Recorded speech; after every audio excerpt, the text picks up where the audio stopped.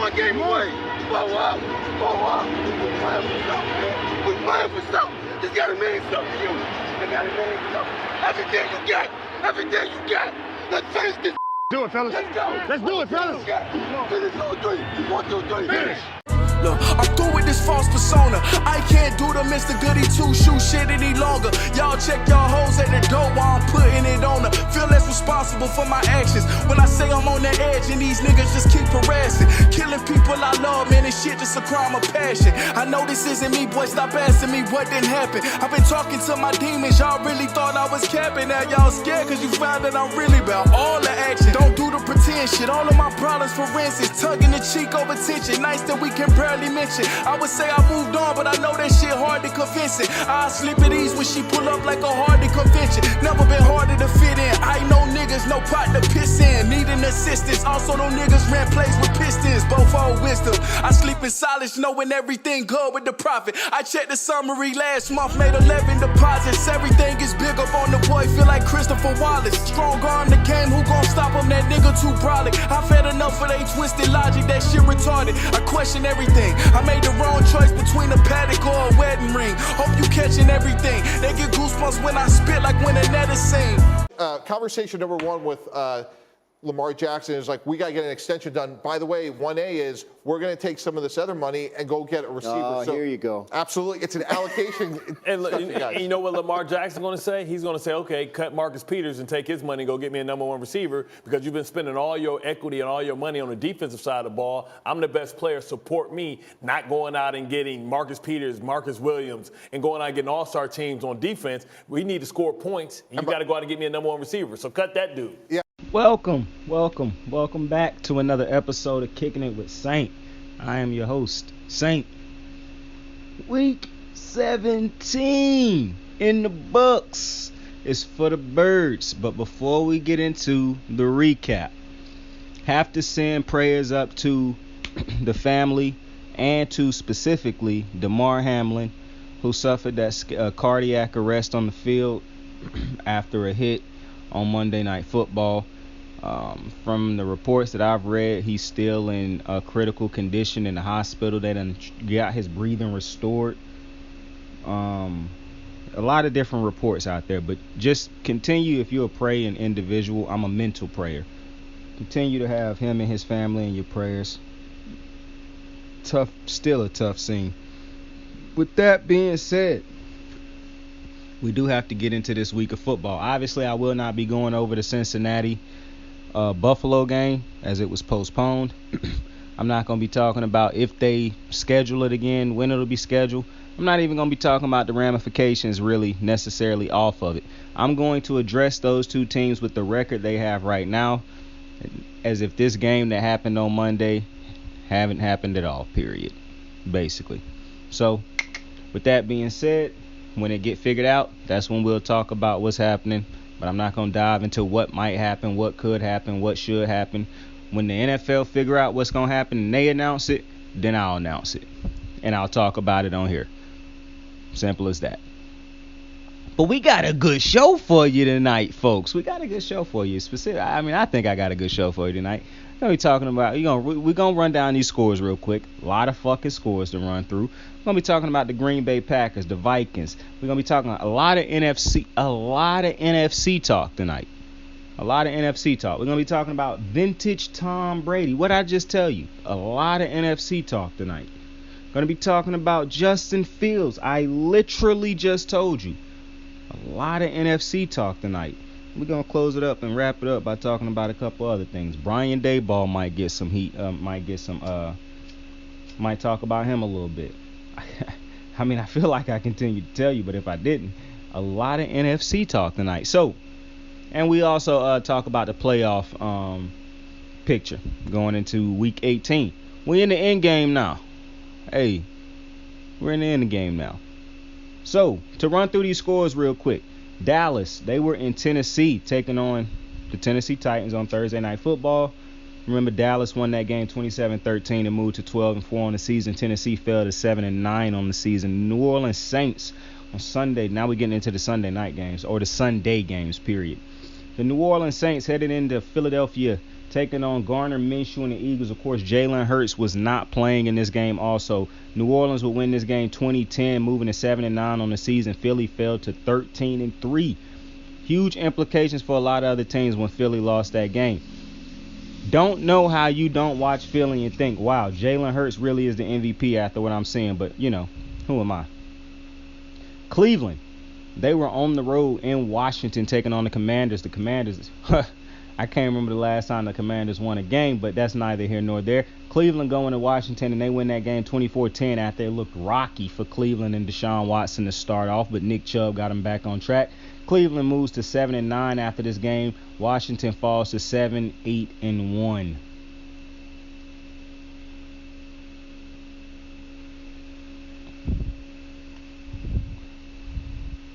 Had an illegal touching penalty in this game because Deshaun Watson did a lot of pirouettes and shit like that instead of just throwing the fucking ball out of bounds. He threw it to his offensive lineman. I'm like, my boy, I know you've been out the game for a little minute, but this Deshaun always done this. Instead of just throwing the damn ball away, he'll take hits and shit to try to make an amazing play. My boy, just throw the fucking ball away. Nonetheless, Washington's a bad team, so they end up losing this game. At the interview, before the game, I guess there was a clip that came out where a dude told Ron Rivera, like, will he consider starting a rookie quarterback if they get knocked out before this the playoff contention, before that game come around? And Ron was like, we can get knocked out of the playoffs before 4 o'clock? And they was like, yeah, if I think it was if the Bucks win or if some team had won, which the team that was supposed to win did win, the Washington would be knocked out of the playoffs before the game came around, and Ron didn't know that. But I understand him not knowing that, bro. It's a lot of shit on his mind, bro. He a head coach. He's going through a lot of shit right now in Washington. The Carolina Panthers were in Tampa Bay in an NFC showdown. This was basically for the division. And boy, what a game it was. Carolina. You know, I see the reports about Carolina looking at Jim Harbaugh. It's a real shame that Steve Wilks ain't going to get this job, because I don't know how many other coaches could have done what Steve Wilks has done with this team. He a lot of Brian Daboll. But Brian, man, to me, I look at Brian Daboll, what he did with the Giants, getting them to the playoffs after how I don't even look at that team as a team that's a playoff roster. That's just a coach that figured out how to get them to the playoffs. Carolina, Steve Wilks, this team was dead in the water. And Steve Wilks got this team, playing with 3 different quarterbacks, got this team to the damn near got this team to the playoffs. But Carolina do end up losing this game 24-30 in a comeback effort. Vintage Tom Brady. Brady went off. Him and Mike Evans finally got that connection going in the third quarter. Mike Evans had 3 touchdowns. Brady went off.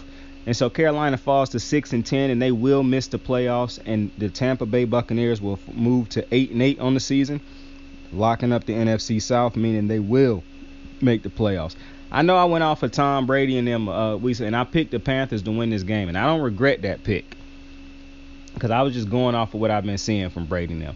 But it's just crazy to me that when I all season I had said, bro, I'm not going to bet against Brady, bro, because they could just snap at any moment. They could snap at any moment. Never did it. When I literally move off of them with 2 weeks left, and the motherfucker finally snapped, bro. It's ridiculous, bro. Either way, I'm back on that Brady bandwagon, baby. That's all I said all that to say that. But either way, Chicago, a team that we're going to get to talk about in a minute. Chicago was in Detroit taking on the Detroit Lions, and exactly what I expected to happen happened. The Detroit Lions win this game 41-10. They move to 8-8 on the season. Chicago falls to 3-13 on the season. Not going to get too heavily into that game yet, because I'm not going to get into it now, because I'm going to talk about that later when we talk about Justin Fields. Arizona was in Atlanta in a game neither of these teams was making the playoffs. No purpose of people really watching this game, but if you did, you saw Arizona win this game on the road 19-20. Lose this game on the road 19-20 to the Atlanta Falcons. The Falcons moved to 6-10 on the season, and Arizona falls to 4-12. I'm curious who Arizona gonna use in the draft. Who they gonna draft with that draft pick?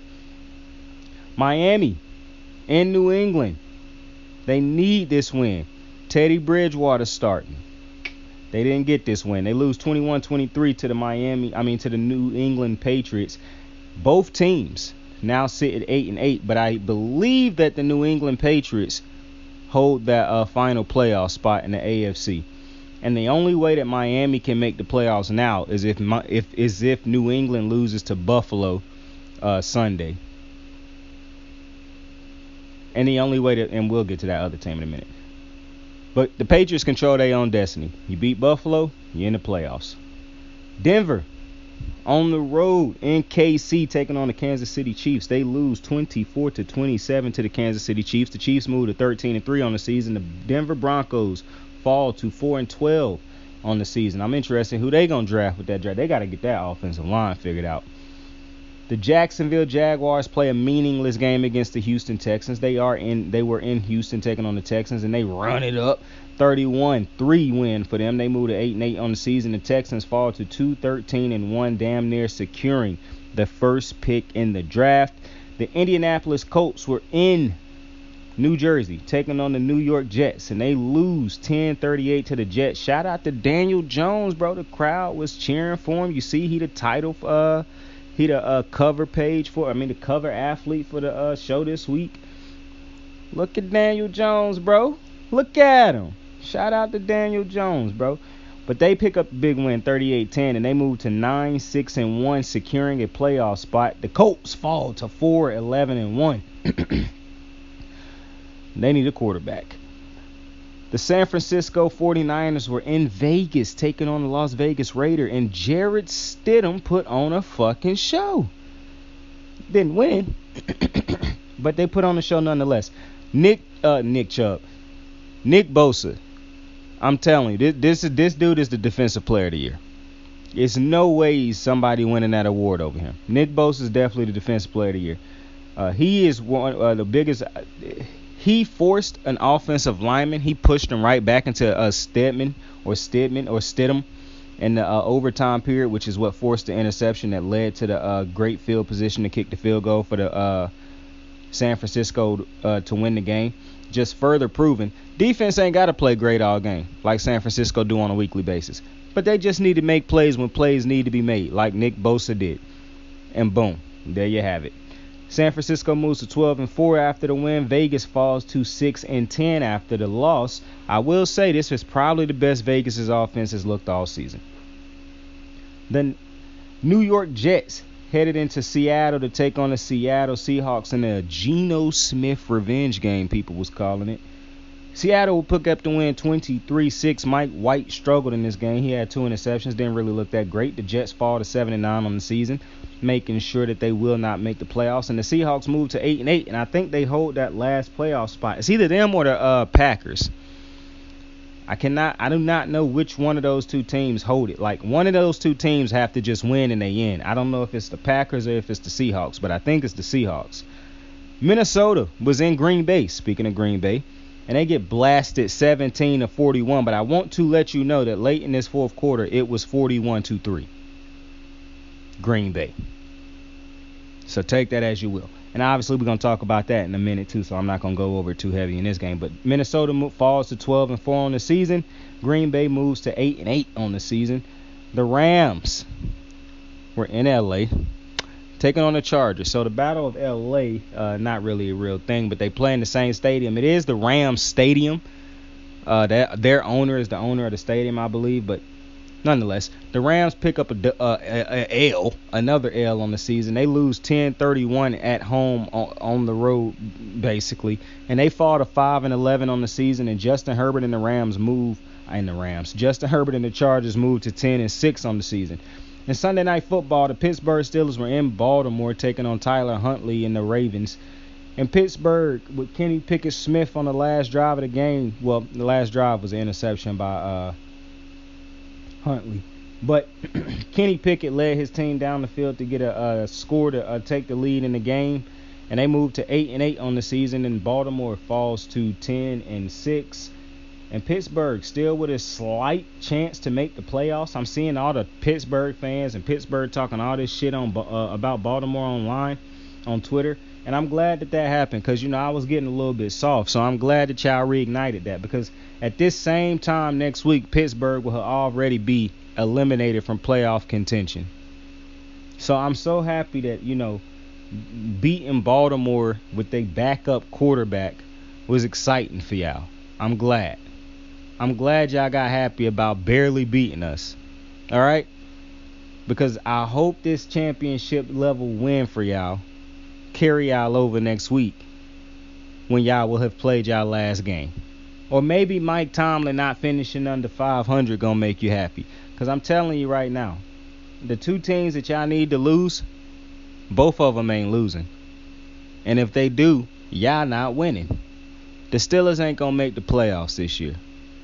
And me knowing that,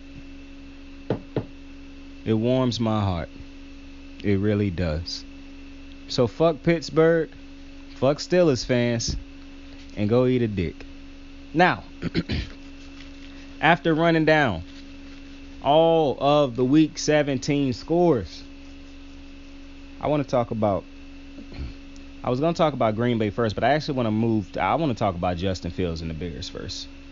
So Justin Fields and the Bears lose to Detroit 10-41. They fall to 3-13. I think they done lost 12 games in a row or 11 games in a row. It's one of the worst streaks. This is just bad right now. And I really wish I could understand what it is people see in Justin Fields. The people who was trying to be hyper aggressive, trying to say he the best quarterback in Bears history. He gonna be the best quarterback in Bears history and all these other type of things. Because I understand the people who mad at Shady because he got a very aggressive opinion on Justin Fields. But I definitely agree with his opinion on Justin Fields because, you could continue to say all these different things is wrong. The offensive line, the receivers, the running game, the coach, the coordinator. I understand these being legitimate reasons some quarterback is being held back. But this ain't a one-size-fit-all. This is a case-by-case type of basis. I looked over there, and you look at Buffalo. Clearly, our number one receiver was halting the progression of Josh Allen because as soon as he got one, he took off to the moon. There's nothing holding Pat Mahomes back. The motherfucker's great. But we don't even have to go down the line. But it's on a case-by-case basis, you can make these different type of gripes. Like, Lamar Jackson don't have weapons. He don't got an offensive coordinator. Okay, well, Lamar Jackson is a unanimous MVP. He in the MVP conversation every year.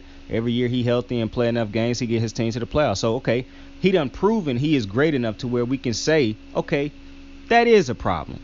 It's not on just Lamar. Maybe when Peyton Manning was going through his things. Tom Brady, a great example. Tom Brady in New England his last year. It clearly, I can't just say, oh, no, it's on Tom Brady. He not good. When I look around, it's no weapons over there for Tom Brady. And Tom Brady done proven what he could do. So how can I just now shit on Tom Brady when, he don't got what? That's not the same, in my opinion, with Justin Fields. For one, Justin Fields haven't proven to us how great of a quarterback he can be in the pocket, making throws, making plays.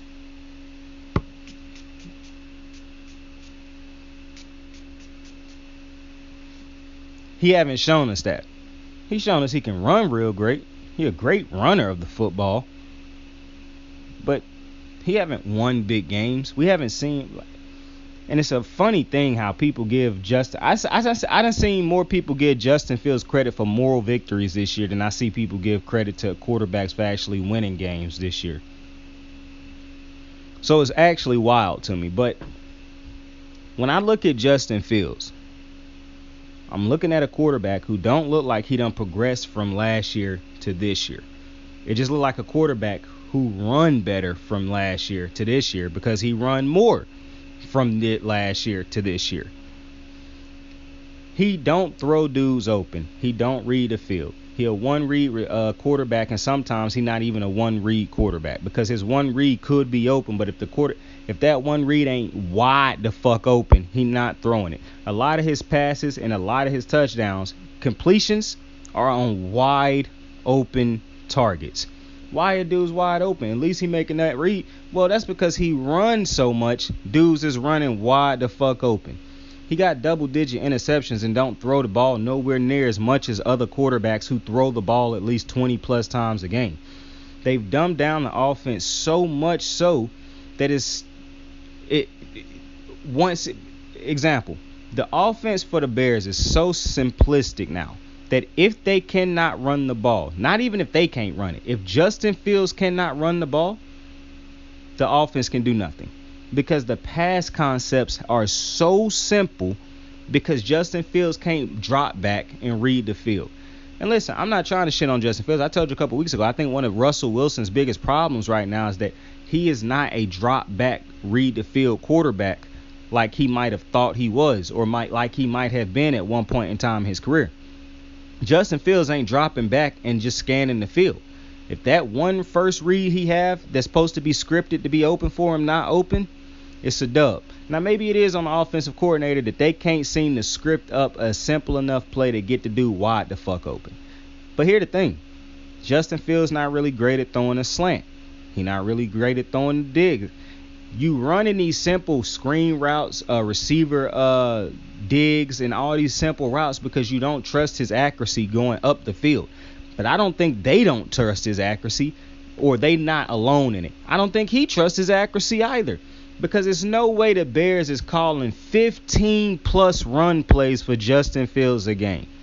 They calling pass plays, and he is ad-libbing out of the pass plays and immediately taking off when he don't see his dude open. And that's a problem. And then when his legs start to get tired, now he's still not trusting the same thing. So now he might want to take off, but then he realized my leg's tired. So now you putting yourself in a situation where you taking a sack because you're not going to pull the trigger on a throw because they not wide open. And you also don't want to run because you tired now. So it's a double negative. It is a problem with Justin Fields right now. And the problem to me is that he is not being developed, and I can't blame it on the Bears. He haven't been developed to be an NFL caliber quarterback. And I know that's going to sound harsh, but it's a reality. Zach Wilson is not an NFL caliber starting quarterback. Baker Mayfield is not an NFL caliber starting quarterback, but he done been around the league so long, he can do a couple things for a bad team. Justin Fields can't even do nothing for a bad team, right? But actually, he run good for the bad team. But they not winning. All these hypes and theatrics that you get from Justin Fields, this team is 3-13. And I see people compare him to Lamar on a weekly basis. Lamar was winning games. Oh, well, look at the team he had around him. Bruh. You take Lamar Jackson off of them teams, them was bad teams. They was under 500 before Lamar took over. They've been over 500 since getting him, and has still proven without him, while having him, that when they lose him, they are still a bad team without him. The Bears have proven that they could be a good team without Justin Fields. Now, I know this team it's a different iteration of the team now, but if we're going to do this thing where everybody around Justin Fields not showing up, I just think that's disingenuous. I'm not sitting here telling you the defense the greatest thing in the world, but I don't think y'all have a problem with the defense when the team is in the game. I never hear y'all complain about the Bears defense when they playing a good game. It's only when the other team eventually start to do something and Justin Fields and the offense is forced to pass where y'all start bitching about the defense. But the reality is you have a quarterback who cannot run a competent passing offense. When people say Justin Fields can't throw, they're not talking about, oh, he can't throw a football. Yes, he can throw a football. I'm sure he can throw a football. But he is not right now competent enough at running a passing offense that can move the ball up and down the field, especially when you have to. He don't need to be Peyton Manning, Tom Brady, Aaron Rodgers, Patrick Mahomes. Nobody asking him to be that. Justin Herbert. But you got to be a competent enough thrower of the football. Like, example, I think Josh Allen and Lamar Jackson are phenomenal throwers of the football. I don't think either of them two quarterbacks throw the ball nowhere near as great as a Patrick Mahomes or a Justin Herbert. I think Justin Herbert and Pat Mahomes throw the ball very great.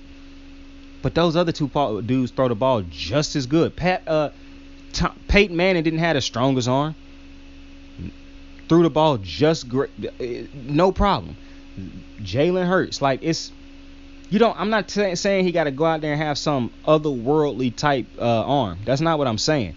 What I'm saying is I don't think he is good enough at doing what needs to be done right now to be able to have a competent, effective offense when you have to throw the ball, because he cannot read a defense. He don't trust his reads. He don't throw dudes open. He don't know how to he not accurate enough throwing down the field to make certain throws.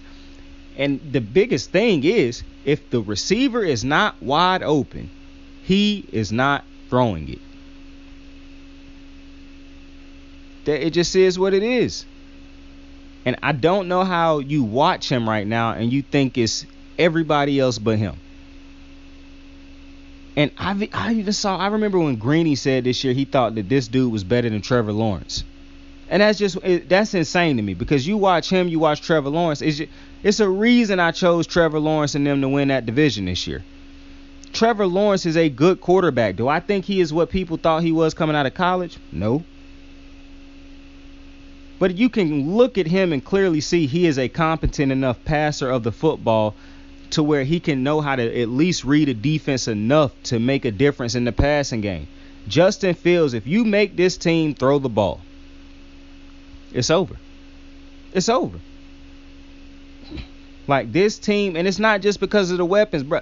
Daryl Mooney, I wish that Lamar Jackson had Mooney and Claypool right now. I wish those was two weapons he had at his disposal. And listen, I get it. If you're a Chicago fan, you've never seen this team with a competent quarterback. You are deprived of good quarterback play, so you just wishing, praying, holding on to hope that Justin Fields end up being a great quarterback. But I'm telling you right now, y'all gonna probably get the second pick in the draft. It'll be insane to me if they don't draft a quarterback. I think if they go out and draft a wide receiver, that would just be stupid. Especially seeing as how you you signed Matt Eberflus, a defensive-minded head coach, to be your head coach. It won't make no fucking sense to me if you draft a wide receiver.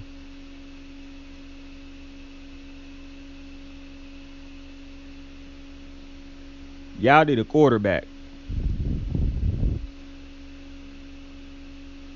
And I'm not trying to be just disrespectful to Justin Fields, but from what I'm seeing, what it's going to take for Justin Fields to get like up to where they need him to be a competent NFL quarterback, I just don't think you got that type of time, to be honest with you. Because as other teams continue to get better, now you in a good spot because the NFC ain't really, loaded with young NFL star quarterbacks like the AFC.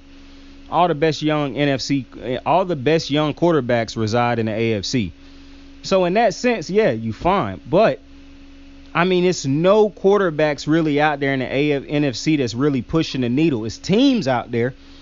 Why not go? This is a perfect time to go out there and try to get you a quarterback. To me, but hey, what do I know? I just don't think Justin Fields is it right now.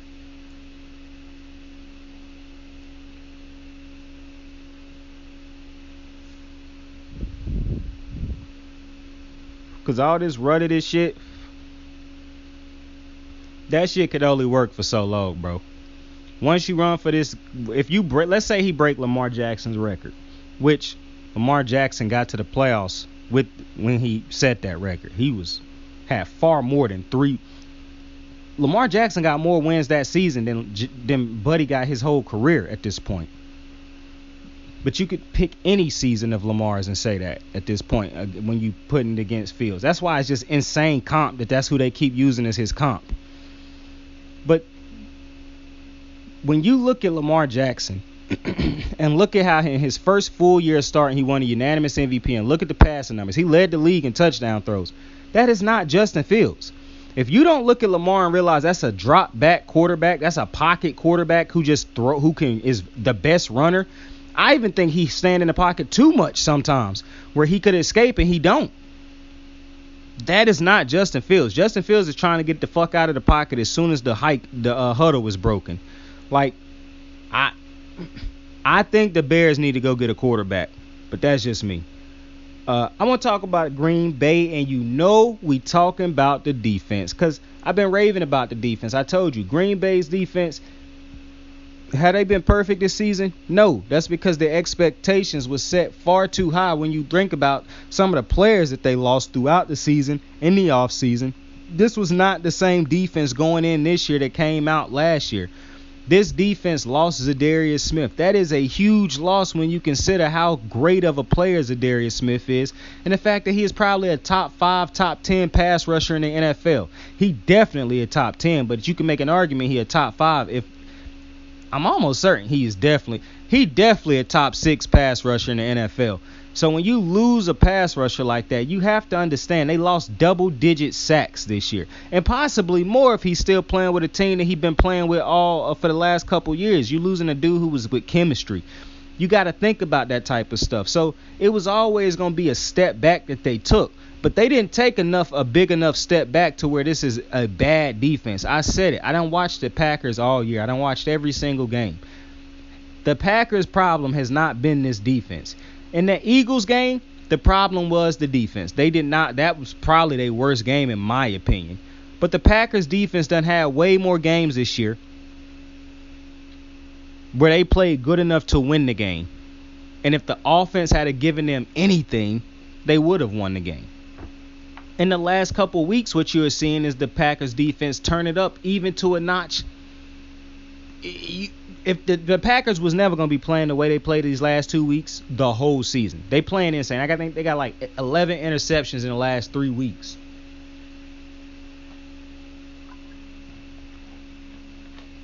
But I think they had 4 interceptions against Tua. I think they had 3 or 4 interceptions this week. Or last week. No, this week. It was insane. But I've said all season, while I wasn't expecting the secondary to go out and do that, I'm always talking about how the Packers defense is getting way too much blame because people, for some reason, don't want to blame Aaron Rodgers. When to me, the problem with the Packers is very simple. They don't have Devontae Adams. And the offense did not adapt to not having Devontae Adams. They thought Aaron Rodgers, being a 2-time back-to-back MVP, a 4-time MVP, but he just won back-to-back MVPs the last 2 years. They figured that's still Aaron Rodgers. He coming off of 2 back-to-back MVP seasons. We don't need to change the offense and make it a run-first offense, a run-based offense, and feed those 2 beasts we got in the backfield. We could still run the offense like we did last year because we just lost Devontae Adams, even though we didn't want to. We tried to pay him. We tried to offer him a big contract, bigger than what he got from the Raiders. So I'm not shading the Packers for that. They did what they were trying to do in that aspect as far as paying him. I always talk about pay the players. They tried to pay him. So I'm not shading them for that. But nonetheless, when you lost him, they should have changed that offense. They didn't. Aaron Rodgers started to show his age. He started to show you that he did rely on Devontae Adams a lot. And then you look at the weapons that's around Devontae, which I done said since I done started this channel, that the weapons around Devontae were never competent enough other than the running backs. Because when you take Devontae Adams off of that team, the second best route runner on the team is Aaron Jones. The second best catcher on the team is Aaron Jones. The second best receiving threat on the team is Aaron Jones. That's the running back. That's a problem. So you had all this time, and you had finally built up the defense. I understand the defensive part because when Aaron did have weapons, the defense was god-awful, giving up like 30 points in the playoffs and shit like that. I get that. You finally got yourself a competent defense, which is further proof that, look at this year. This is one of the most bare-bones defenses they done had as far as some of the talent they done had in recent years on this defense. And look at how good this defense still has been down the stretch for them. But it would sure be nice to have weapons that you had matured while having Devontae, that Aaron Rodgers could have grew a chemistry. Because I don't care what nobody say. And I really don't want to be disrespectful to Allen Lazard because he's good enough to be in the NFL, but he is not a number 1 or 2 receiver. But he can look like a number 2 when you have a Devontae because Devontae ain't just a number 1 receiver. He is a franchise receiver. He is a game-changing receiver. He is a prime-time type of player that you can take and put him on the Cowboys, and he going to get a championship. Put him on the San Francisco 49ers, he going to get a championship. He is prime-time. That's the type of receiver he is, a prime-time type of receiver. I just created that. That's the type of cat. That's bigger than a number one receiver. And the type of dudes that is the Tyreek Hills of the world, the Stephon Diggs of the world, the Justin Jeffersons of the world. They completely change an offense. Speaking of Justin Jefferson, you got those prime time cornerbacks like a Jair Alexander. And he right. Don't call me a good cornerback. I'm a great cornerback. But I'll go even further. No. You ain't great, my boy. You's a himmy. You himothy. You are a him. He is him. Jair Alexander might be making a case for the best cornerback in the NFL. And this dude can man up. He can press. He can play in a zone. He can run with anybody. The only time, literally, the only mistakes that he ever make in coverage is when he get interception hungry. That's the only weakness in his game. He get interception hungry. Jalen Ramsey has never been interception hungry, so he never was getting beat certain times because he wasn't hunting interceptions. But Jalen Ramsey a bigger and longer, taller cornerback than Jair anyways. Jair Alexander might be the best cornerback in football. Not only do he talk the talk, he walked the walk. Man went out there and hit the gritty right in front of Justin Jefferson. Now, I don't condone disrespect, but I do condone sportsmanship. I really do. I eat this shit up. That right there, that's competition. That's great showmanship. I love that shit. That's what you want in sports, bruh. You need Dame Lillard pointing to his wrist. You need Steph Curry hitting that night. You need LeBron James hitting the silencer. You need Kobe yoinking on the jersey, doing the with the jersey. You need that shit, bro. You need Michael Jordan with the fist pump, like Tiger Woods with the fist pump. Like, you need that shit. I need all that. That's what makes sports great. That's what make these athletes otherworldly in y'all eyes, in our eyes. That's why you forget to treat them like humans at times, because you like, yo, these dudes is other. These men and women are otherworldly. They are not of the same breed as us. And we right. They are. Shit's crazy. But nonetheless, Jair Alexander might have had the best performance I done seen from a cornerback, because I told you that the best cornerback performance I had saw, and you want to know what's crazy? The two best performances I had seen this year from a cornerback was from Darius Slay Jr., and from this past performance from Jair Alexander. Both performances was against Justin Jefferson. Both of them was locking up Justin Jefferson for the performances. That's absolutely crazy. So, yeah, what a fucking performance from the Packers defense. The Packers defense is definitely giving them a chance. Now, I don't know if they'll make it, because the Giants have locked their shit up. So they got to have the Seahawks lose. And I haven't looked at the schedule for Week 18, but I'm going to. I hope the Packers win. They got a tough test. It's going to be a tough one. They got Detroit coming in. I really hope the Packers. I trust Detroit. I trust the Packers defense to be able to shut down the Detroit offense, because I think once you get pass happy against Green Bay's defense, then Jair Alexander get happy. Jair Alexander and them Rasul Douglas, all them boys get happy as hell once you start. Amos, you start getting pass happy, this Packers defense start getting real happy, because they might not got the pass rush they used to have, but they still got very high intelligent, high IQ players in that secondary. I love the Packers secondary, and so I really want the Packers to get that last spot. Plus, look at what happened when you decided. Now, granted, the Packers defense was just absolutely dominant in this game. So the Packers offense for there was portions of this game where they had barely done anything really. But that run game, Aaron Jones, the more they lean into running the ball, playing great defense, the better the Packers are going to be. And I truly believe. Now, maybe they waited a little bit too long in the season. to make that decision because, like I said, their fate really is not in their hands because they can win this week. But the other team that they need, if the Seahawks win, the Seahawks in. So they need the Seahawks to lose. So they could have waited too long in the season, and it might have cost them. But who knows? I'm just happy they finally chose to shift and make this decision. Now, who knows if Aaron Rodgers will be there next year? I think he will. I'm seeing people say they think he's going to end up in the Jets and shit like that. Nah, Aaron Rodgers is going to be a Packer. But moving on to the team that was in that game with them, the Minnesota Vikings. Like, what, bruh? I think this team is like a negative 16 point-wise, plus minus on the season. The Vikings, bro, they are exactly what I have been thinking they are when I watch them. Not a good team. The defense letting teams throw 30 up on them on a record. I mean, they let the Colts run crazy go nuts on them, bro, and throw up 30 plus on them. The Colts. I don't.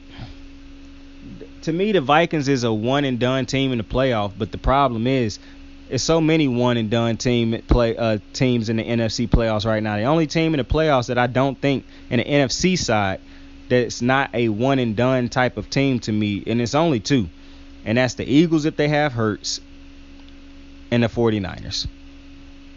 And I'm not even all the way confident on them two teams. I just got way more in those two teams than the other ones because Brady and that offense, who knows what they're going to pull off next week or when the playoffs come around based off of how they've been playing this year. The Cowboys is always going to be the Cowboys, so who knows what they could do. So just as much as I could see this Vikings team getting blasted in a playoff game, like they get when they lose, like what happened when they lose during this games in the regular season, I could also see them beating a team they should lose to by 1 point or 3 points. That's just the reality. That's how the NFC done been this year. I don't think it's a true runaway dominant team now that Jalen Hurts has been hurt. Even though as soon as my boy get healthy, I'm going to immediately be like, yep, back to the – because I'm still picking the Eagles to get to the Super Bowl in the NFC. I think it's going to be the Eagles taking on the 49ers in the NFC Championship game, and the Eagles going to win that because they going to be able to do more than Brock Purdy, even though another week, Brock Purdy still looking good. I told you. I like what I'm seeing from Brock Purdy more than I'm liking Jimmy Garoppolo.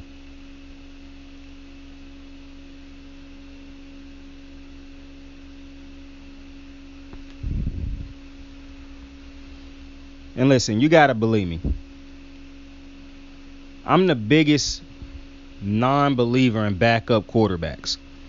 Like a backup quarterback could throw for all the yards in the world, and I ain't gonna have no faith in him. Because I just know you a backup for a reason. Brock Purdy is kind of flipping my mindset on that. Like the only two quarterbacks that's been backups that made me believe that they were not backups, Lamar Jackson, when he first came into the league, I definitely thought he was a backup. That was just asinine as hell because that is a unanimous MVP. That's probably my dumbest thought I had ever had on a player. And Brock Purdy, bro. Like, I'm just telling you, maybe it is really the offense of Kyle Shanahan, which would not surprise me because I understand. I rave about Kyle Shanahan. But Brock Purdy make better decisions than Jimmy Garoppolo. He might I don't necessarily think his arm is as great, but it ain't as bad. I just really like what I done seen from Purdy, bro. I'm just be honest with you. And I understand he got a great defense behind him, a great coordinator, but he ain't even got Debo. Him and Kittle been getting it. I like what I see from Purdy, bro. I really like what I see from Purdy. I think he a starter. I'm be honest with you. And maybe I'll be proven wrong. Maybe he'll end up having a bad game. But I was looking at that Cowboys backup, and I at no point in time thought to myself, that's a starting quarterback. At no point in time did I ever think that. He always looked like a backup. Brock Purdy don't look like no backup to me. Brock Purdy look like he could be a starting quarterback in the NFL. Now, maybe I'm tripping, but it's just what I'm seeing. Let's talk about the last NFC playoff spots, which we really been talking about throughout the video. But to get it more clear, the last playoff spots is contested right now between the Seattle Seahawks, who are sitting at 8-8, the Detroit Lions, who's sitting at 8-8, and the Green Bay Packers, who also are sitting at 8-8. And I believe that the Seattle Seahawks hold the advantage in the department. I think. Now, if they lose this week and the Packers win, the Packers are in. If they lose and the Packers lose, the Lions are in. If the Lions win and the Lions win and the Seahawks lose, the Lions are in. Because the Green Bay Packers and the Lions play each other this week, I believe. I could be wrong. If they don't play each other, which I will know shortly, if they do not play each other, then the scenarios is still the same. The Green Bay would need to lose and Seattle would need to lose for the Lions to make it in. Green Bay just need to win, and they need to win their game Sunday, and they need the Seattle Seahawks to lose their game Sunday for them to make it into the playoffs. Now, moving over to, so basically, Seattle, if you win, you are in, I believe. Now, I could find out later on that it's Green Bay who hold the thing, but I don't believe that's the case. I believe that Green Bay need to win and they need Seattle to lose. The Lions need Green Bay and Seattle to lose. Now, and with the way the NFC done played out this year, all of that shit could happen for the Lions to end up getting them in. Because the Packers literally had a week where every single team they needed to lose lost. So, and in the AFC, it's one playoff spot left up in the air between the New England Patriots, who sit at 8-8, the Miami Dolphins, who sit at 8-8, and the Pittsburgh Steelers, who sit at 8-8. Now, for the Pittsburgh Steelers to make it in, they need Miami to lose against the Bills, and they need the Patriots to lose. If the Patriots make it in, for the Patriots to make it in, they need the Patriots to, if the Patriots want to make the playoffs, they have to beat the Buffalo Bills Sunday. So they beat Buffalo, they make it in. However, they can also make it in if the Buffalo Bills, if they lose and Pittsburgh and Miami lose, they still make it in. Miami can make it in if they win Sunday and the Patriots lose. However, they can also make it in if the Patriots lose. No. Miami cannot make it in if Buffalo win. No. Miami cannot make the playoffs if the Patriots lose and they lose. They have to win and the Patriots lose. They cannot lose also. Also, for the Pittsburgh Steelers to make it in, now they need a lot. That's why I'm getting tongue fucked right now. For Pittsburgh to make it in, they have to win Sunday. They need Buffalo to beat it's so much. They need Miami and the Patriots to lose, basically. So Pittsburgh has to win. Miami and New England have to lose.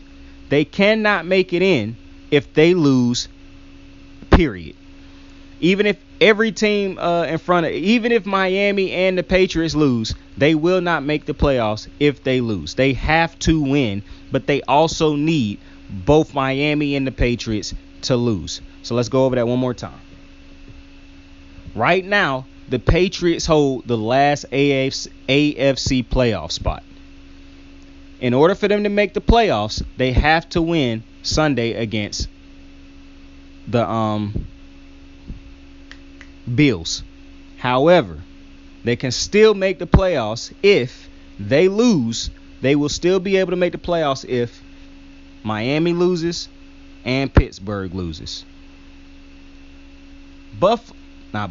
Miami, they can make the playoffs if the Patriots lose and they win. They cannot make the playoffs if they lose. Period. It's over. If they lose Sunday, they will not make it.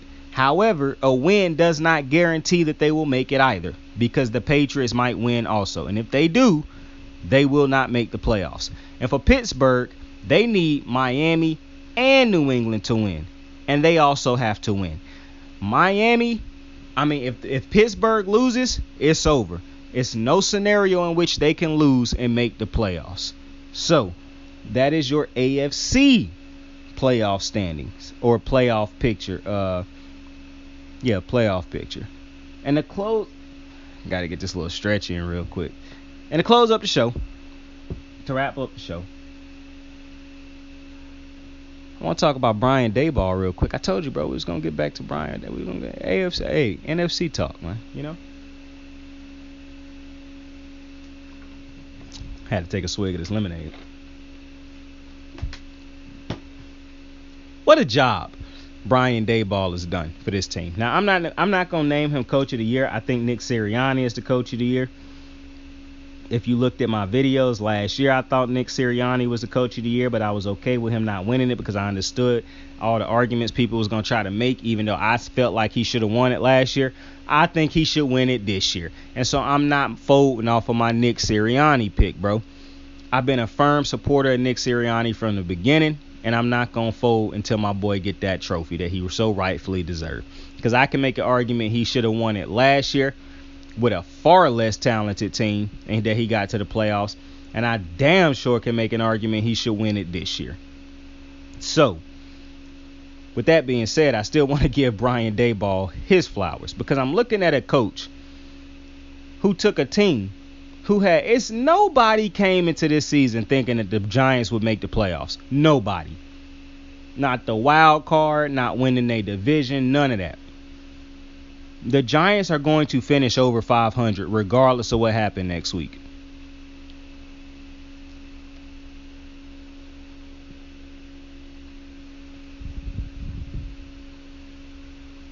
They are 9-6-1 on the season. They could possibly finish with 10 fucking wins.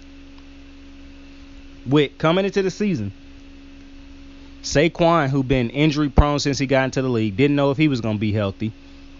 Daniel Jones, a quarterback who nobody believed in anymore, who they didn't even pick up his team option.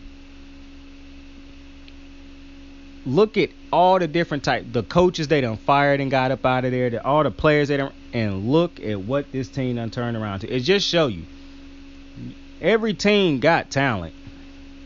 You just need the right coach to pull that shit out of you. Because with Brian Daboll, I definitely think he should be in the running for Coach of the Year. He would probably be second on my ballot.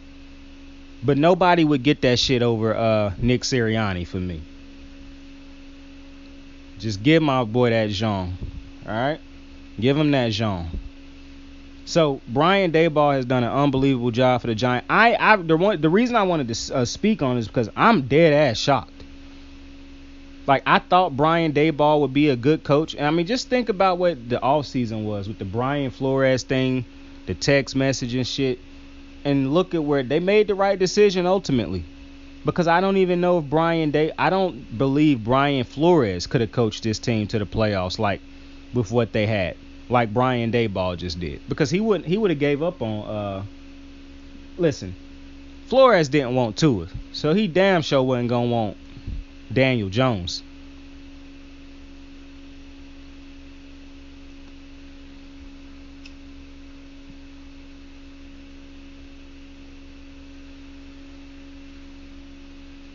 Daniel Jones probably wouldn't have even been the starter come week 17, 18. So, all the praise in the world for Brian Daboll.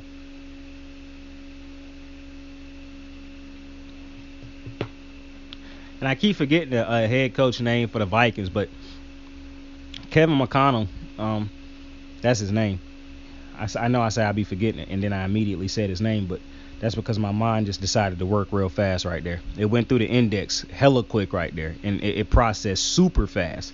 You don't always get them moments, baby, so appreciate them.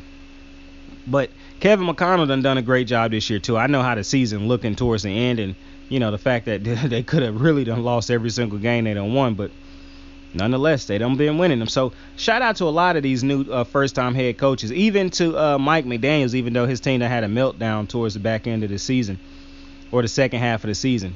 Nonetheless, still, I think Brian Daboll, I mean, just a simple fact. The Giants could get 10 wins, bro. It's not a single fucking analyst out there who predicted the Giants would get 10 fucking wins.